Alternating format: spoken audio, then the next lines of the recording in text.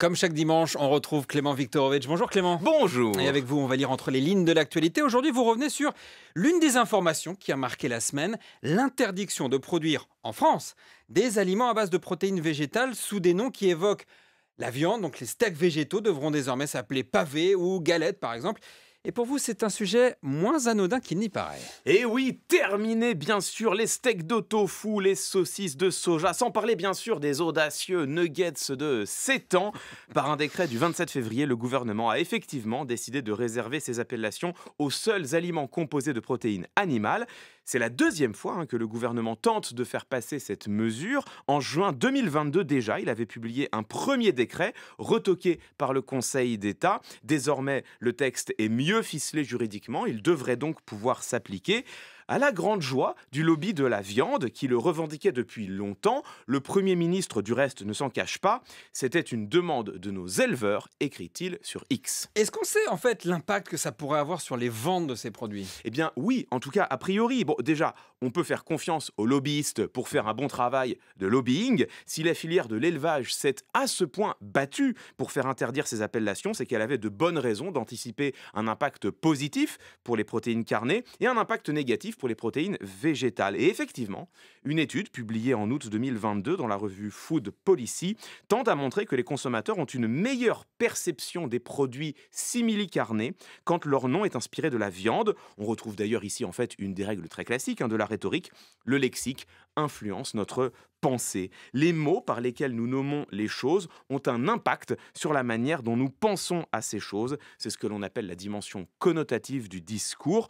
Obtenir une victoire sur le lexique, c'est déjà prendre l'ascendant sur le débat politique. Le lexique influence notre pensée, peut-être aussi notre assiette. Pour quelle raison, d'après vous, le gouvernement a-t-il pris cette décision ? Bon, écoutez, je pense que personne n'est tout à fait dupe du contexte. Au moment où continue de gronder la colère du secteur agricole, le gouvernement est manifestement à la recherche de toutes les concessions qu'il lui est possible de faire pour apaiser la situation. Or, un décret sur les appellations, c'est une concession qui ne coûte rien, pas un euro. Pour l'exécutif, les gains politiques sont instantanés, du moins à court terme. Pourquoi à court terme ? Vous pensez qu'il y aura des conséquences à plus long terme ?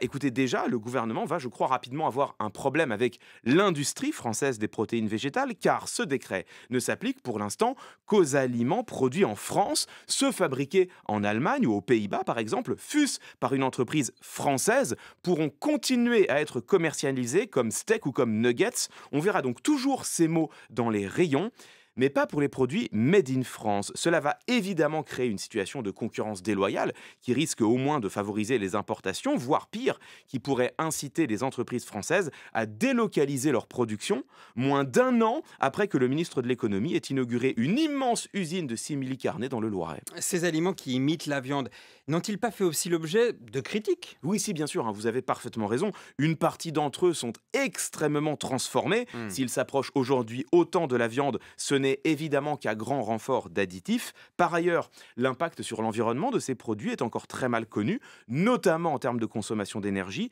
Et en outre, deux études publiées en 2022 par Food and Water Watch et par l'IPES Food ont montré que cette industrie était en réalité contrôlée par quelques géants de l'agroalimentaire. Le risque, c'est de créer à terme une situation de dépendance à l'égard de ces multinationales. Donc non, ces produits ne sont pas vraiment la panacée, mais comme le souligne l'économiste Romain Espinosa, qui travaille au CNRS, pour les consommateurs, ces produits permettent malgré tout de changer l'alimentation sans avoir à changer la façon de cuisiner. D'un point de vue écologique, c'est aujourd'hui devenu une nécessité. Pourquoi une nécessité ? Pourquoi être aussi affirmatif, Clément ? Eh bien, hélas, la position du GIEC à cet égard est très claire. Dans son rapport de 2019, le GIEC rappelle que, je cite, « la viande, et en particulier la viande de bœuf, est l'aliment ayant le plus d'effet sur l'environnement ». Une étude publiée en février 2024 par la Société française de nutrition et par le réseau Action Climat a d'ailleurs montré que, pour que nous respections nos engagements environnementaux, il faudrait que les Françaises et les Français réduisent de moitié leur consommation de viande. Un rapport de la Cour des comptes publié en mai 2023 va dans le même sens. Pour atteindre la neutralité carbone d'ici 2050, la France n'a d'autre choix que de planifier la baisse de ses cheptels bovins.